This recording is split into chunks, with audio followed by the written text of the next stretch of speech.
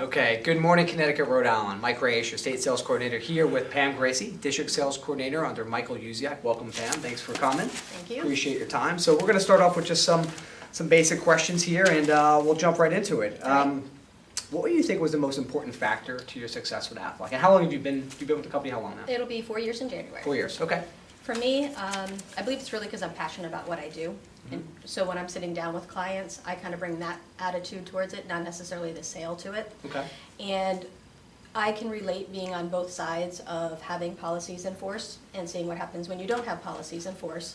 So when I go and I meet with clients and I am getting my business started, it's more on that consulting with them and really determining what those needs are. Sure.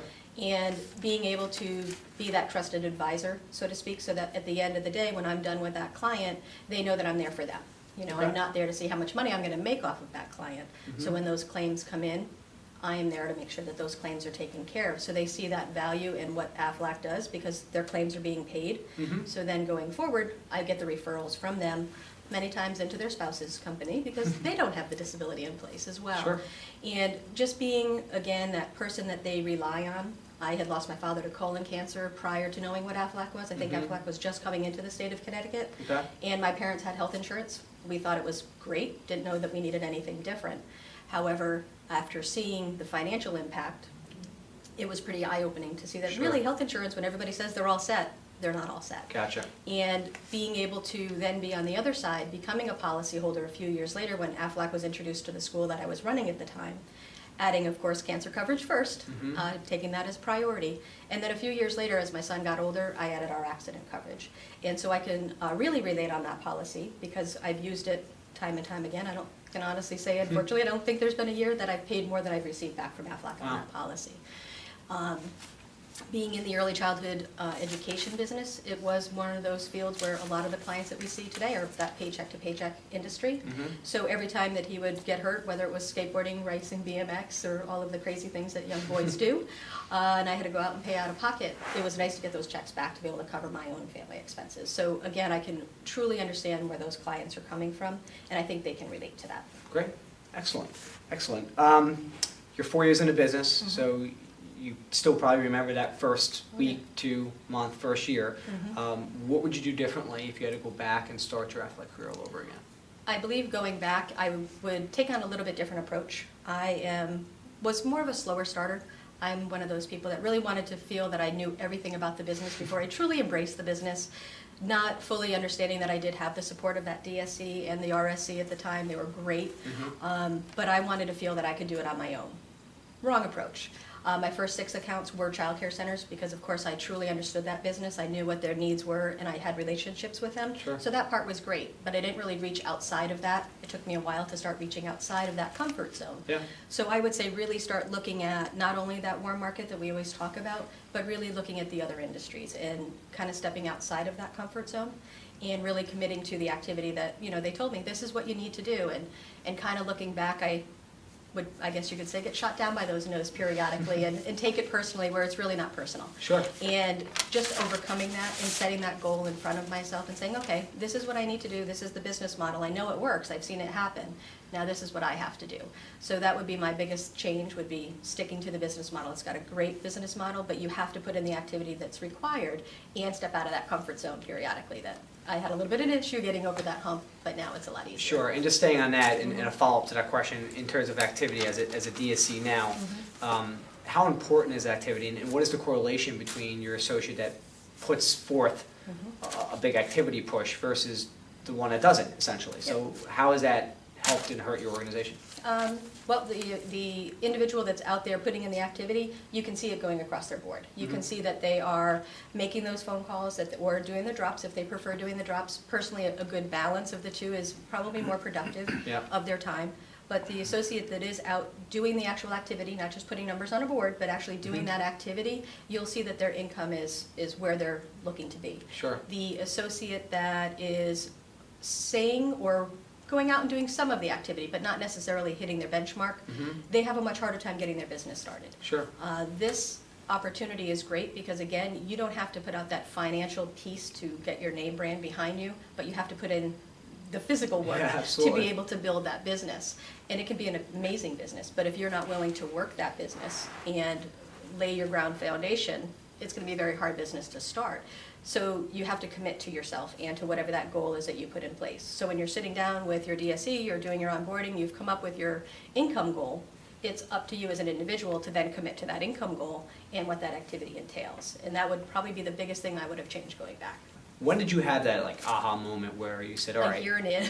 Again, I started slow, be Yeah. honest. It was about a year and a half in when I felt that I can definitely do this. I saw on the financial part, you know, when I was doing and closing the groups, the money was coming in, it was great. My business obviously kept growing. I do a lot of the networking in, you know, different community events too. Mhm. So my business kind of started growing organically as well. Sure. So for me, it was still growing, but I know if I went back and did it the right way, it would have grown significantly more. So not only, of course, on the business side, my income would have been significantly higher, but also looking back, I think about all the people that I could have helped that I missed. You know, so now that kind of gave me the motivation about a year and a half in to say, you know what, as I started to pay claims, that's really when it was starting to hit me on the other side as well. okay. As a new district who's having a great year, you're doing everything that's necessary to get you to that next level and set yourself up for the future. That new district or even CIT that's watching from a management perspective, you know, can you give them some tips and you know, insight on what it takes to get your district moving in the right direction? Sure, definitely a lot of commitment. You have to be proactive, you need to lay out a calendar, you need to set goals for yourself. Make sure your associates are putting goals that are attainable in front of them and then helping them to those goals. You have to be able to commit to the recruiting, the training, all of the different aspects of the business, getting into the accounts, servicing your accounts. Claims is definitely one of the biggest pieces as well, because again, it grows your business organically by helping those people realize that the benefits that they have, getting into some of the older accounts and doing the same thing. So as a CIT or an associate, it's about committing to whatever that portion of the business are that you're at that point in time. How does the CIT program help you come out the gates so strong and obviously putting yourself to hit MPI this year and exceed it and set yourselves up for a big 2014? I think the CIT program helped me lay out the foundation of what it really takes. It got me more focused on the recruiting and seeing how, again, that helps your business grow organically. You're helping more people as well, helping to understand time management. There's a lot involved, so some days it does get to where you're trying to juggle all of the different tasks, so you really have to have that plan in place. Your calendar really needs to be done before that Monday rolls around. You shouldn't be trying to struggle, what am I going to do today? Yeah, sure. It needs to all be laid out ahead of time and then commit to that. And the committing piece is the biggest piece. You know, so if you have somebody that says they're going to work full time, they say they're going to work 8 hours that day, they need to commit to doing that. They're only hurting themselves if they don't. Sure, absolutely. Great stuff. What is the message you'll give employees when introducing them to AFLAC? You know, what does that look like? For me, it's a lot of the personal story as well. You know, I first find out what their family situation is. Are they married? Are they children? They have kids? How old are they? Are they away at college? And once you kind of determine what that family situation is, you can kind of see in that conversation, you know, what things may make sense. You know, if you're talking about somebody that has kids away in college, I always highlight the transportation and lodging. If we're talking to somebody that has the family history of cancer, I also go into depth of how the cancer coverage helps. I actually upgraded to our new policy because of the one situation in my father's situation where, again, having 2 treatments during the week, 2 people missing work, that loss of income is where it's critical on the cancer side. And being able to show a $900 a week benefit on our max diff is amazing. It's like having a disability policy in force without having to necessarily be out of work. And so highlighting those benefits that make the biggest difference, the most financial impact on those different areas of concern. Sure, Maybe absolutely. that way. Excellent. A couple quick questions here for you. You know, what advice do you give a new recruit who's just starting, literally, you know, just passed their test? Yep. They're going to take flight. They're very apprehensive. There's some anxiety there. They're still uncertain if this is a career for them or not. We've all been through Oh, that yes. experience.